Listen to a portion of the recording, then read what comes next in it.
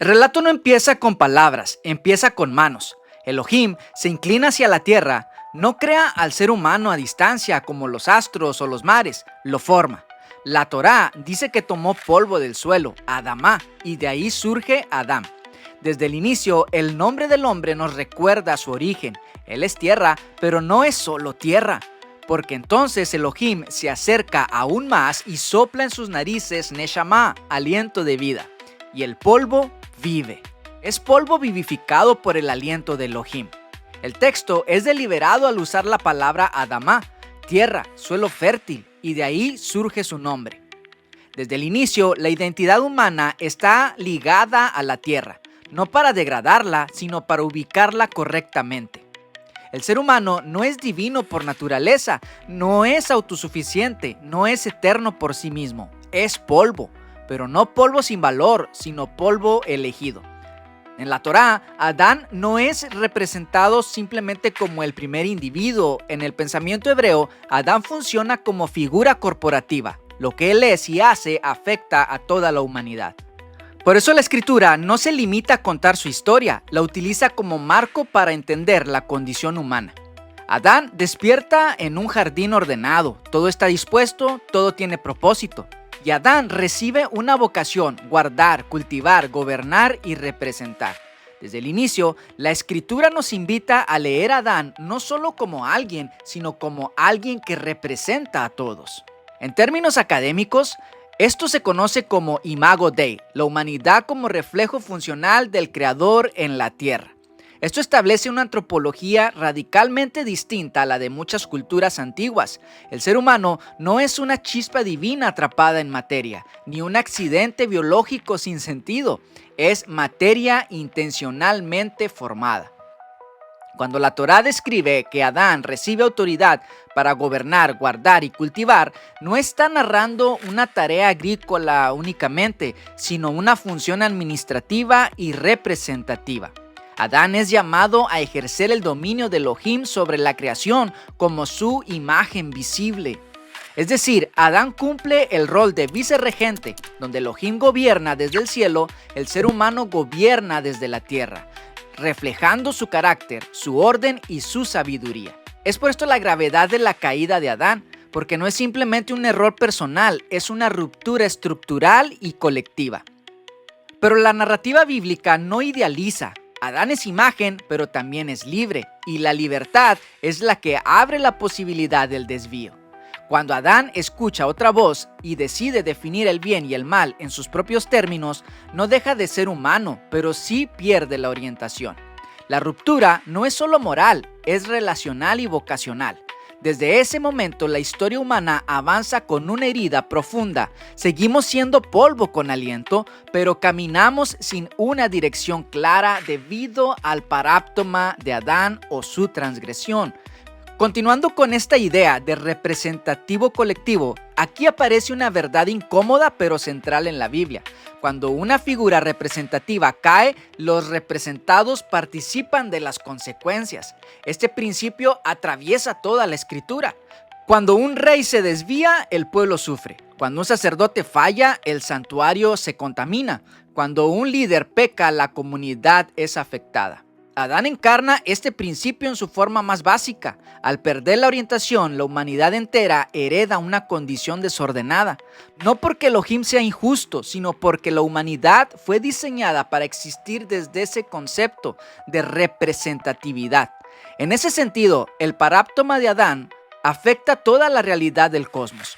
La gran pregunta que atraviesa la escritura es esta: si el hombre tenía un diseño por naturaleza y una función y una identidad, pero esta fue distorsionada en la caída, ¿cómo se restaura la humanidad a su diseño original?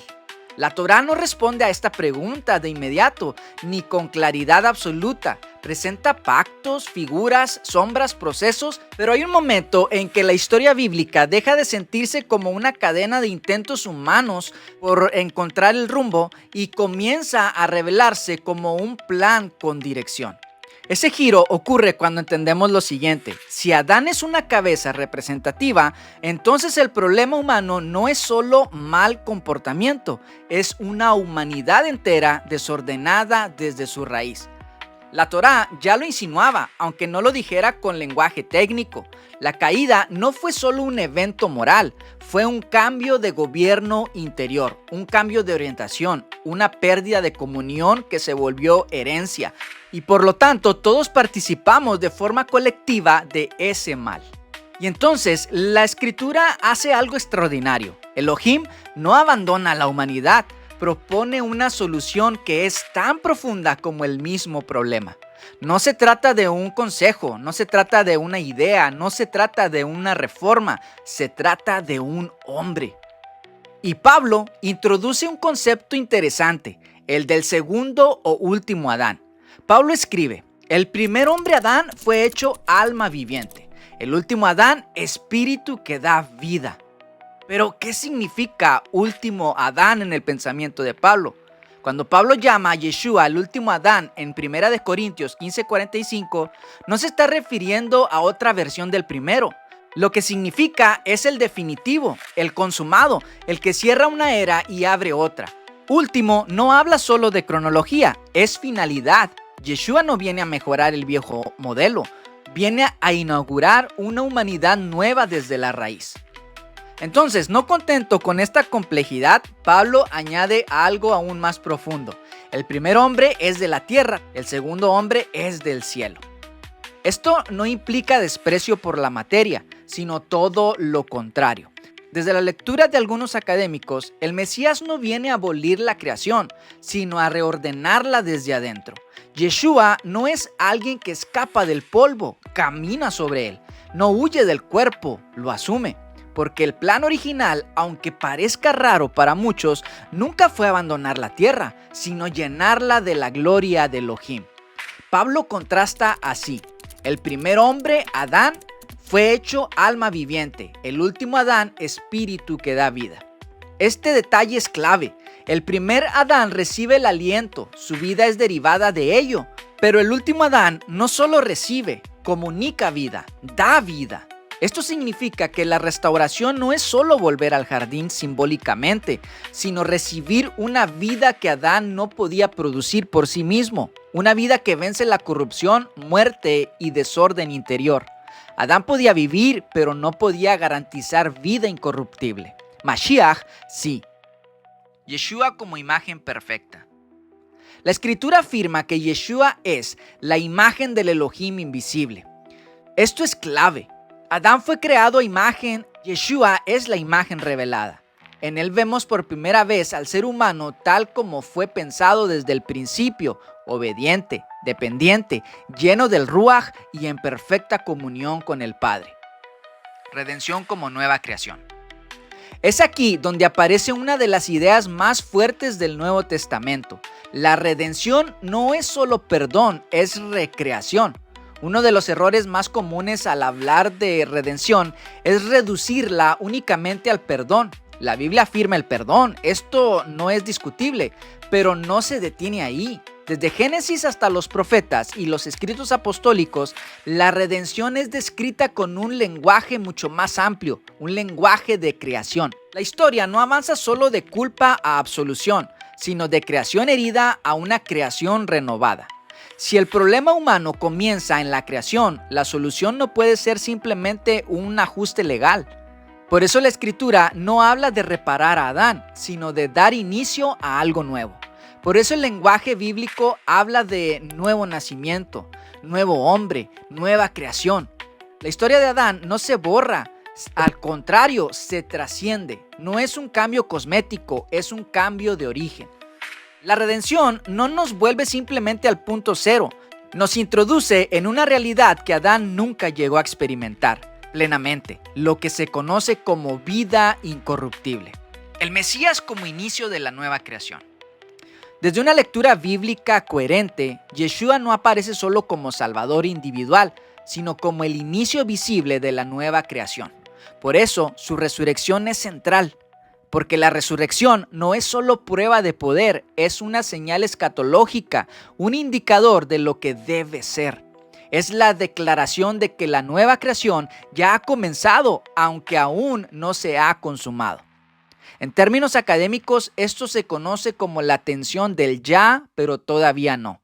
La nueva humanidad está inaugurada con la resurrección y exaltación de Mashiach, pero la creación entera aún espera su plenitud. De la huida del mundo a la restauración del mundo. La Biblia no presenta la redención como escape de la creación, sino como su restauración. Esto es clave. El Mashiach no vino a liberar al ser humano del cuerpo, sino a liberar al ser humano en el cuerpo. Así lo muestra en su resurrección. Tampoco vino a cancelar la tierra, sino a reclamarla. Y esto lo podemos ver en los evangelios, cuando Él pisa terreno espiritualmente hostil y echa a los gobernantes espirituales a la mar. En el pasaje del Gadareno podemos ver no solo la restauración del hombre, también la libertad de aquella región. Por eso la esperanza bíblica no es la disolución del mundo, sino cielos nuevos y tierra nueva. La redención es creacional, no anticreacional. Redención y humanidad cotidiana. Entender la redención como nueva creación cambia la manera en que vivimos la fe. Ya no se trata solo de portarse bien mientras esperamos el cielo, sino de vivir ahora conforme a la realidad que ha comenzado. Desde esta perspectiva, seguir al Mesías no es solo cambiar de conducta, es recibir una nueva identidad. Unirnos a Yeshua es unirnos al hombre celestial, a la humanidad que vive como fue diseñada desde el principio. Seguimos siendo polvo, pero ahora el aliento vuelve a darnos dirección. Del esfuerzo a la orientación. Y es que muchos viven la vida espiritual como un intento constante de hacer lo correcto, pero sin una dirección clara. Eso es vivir todavía bajo el marco del primer Adán, vida con aliento pero sin orientación estable. La obra del Mesías cambia el punto de partida. Por ejemplo, una persona puede dejar ciertos hábitos por disciplina, pero seguir cargando culpa, inseguridad o miedo. En cambio, cuando alguien comprende que ahora vive en Mashiach, sus decisiones ya no nacen del temor a fallar, sino de una identidad recibida. Y ahora no obedece para ser aceptado, obedece porque ya ha sido incorporado a una humanidad restaurada. Después de la caída, Adán se esconde, y es que la vergüenza es uno de los primeros frutos de la ruptura. Muchos creyentes siguen viviendo así, cubriéndose, comparándose, escondiendo partes de sí mismos. El último Adán no comienza señalando defectos, comienza restaurando la imagen. Una persona marcada por su pasado puede decir, así soy yo, siempre fallo. Eso es lenguaje de identidad adánica herida. La fe mesiánica introduce otro lenguaje. Estoy siendo conformado a la imagen de Mashiach. No niega el proceso, pero redefine el destino. Adán fue creado con vocación, guardar, cultivar, gobernar. La caída redujo esa vocación ¿a qué? Exacto, a supervivencia. Ahora enfocamos nuestros esfuerzos en sobrevivir. Muchos viven espiritualmente solo tratando de no caer, de aguantar, de llegar al final. El último Adán no solo perdona, restaura la vocación humana. Una persona puede ver su trabajo solo como medio de subsistencia, pero desde la humanidad restaurada, su trabajo se convierte en ese espacio de servicio, orden y reflejo del carácter de Elohim. La pregunta deja de ser ¿cómo evito pecar? Y pasa a ser ¿cómo reflejo al Creador en lo que hago? Una enorme diferencia. Te invito a reflexionar en lo siguiente. Piensa en la narrativa bíblica como una historia con dos huertos. En Bereshit, Adán en un jardín donde todo era abundancia y decide confiar en otra voz. En los evangelios, Yeshua en un huerto, Getsemaní, bajo presión extrema y decide decir, no se haga mi voluntad sino la tuya. Aquí está el giro mesiánico, en forma de relato, donde el primer hombre buscó afirmarse, el último Adán se entregó. Donde el primer hombre tomó para sí, el último Adán se dio por otros. Donde el primer hombre introdujo ruptura, el último Adán introduce reconciliación. Esto no es solo moral, es representativo. Adán nos muestra el inicio, Yeshua nos muestra el destino. El primero despierta en un jardín y lo pierde. El segundo camina hacia un huerto y lo entrega todo para recuperarlo. En él, la humanidad no empieza de nuevo, desde cero, empieza desde la restauración. Si Adán introduce una humanidad marcada por corrupción y muerte, el Mesías inaugura una humanidad marcada por vida y restauración. La redención no es solo volver al jardín perdido, es avanzar hacia el propósito que el jardín anticipaba. En Yeshua, la creación no retrocede, avanza. Oremos. Yeshua, último Adán y vida verdadera. Recibimos la humanidad que tú inauguras. Renueva nuestra manera de vivir para que ya no caminemos desde la culpa, el miedo o la vergüenza, sino desde la identidad restaurada que nos das. Enséñanos a obedecer, no por presión, sino por comunión, a decidir no desde la reacción, sino desde el discernimiento que nace de tu Ruaj. Que en lo cotidiano, en nuestras palabras, trabajos y relaciones, se note que tu vida nos gobierna y que el aliento que recibimos de ti se convierta también en vida para otros. Haznos participar de esta nueva humanidad, no solo como una idea o concepto abstracto, sino como una realidad vivida cada día. Amén. Si este material te gustó, suscríbete a nuestro canal y activa la campanita de notificaciones para que recibas avisos de cuando subimos nuestro próximo video. Comparte, dale like y comenta. Nos vemos en la próxima. Bendiciones. Soy polvo y gloria, fuego y arcilla, mi debilidad es tu maravilla, tesoro.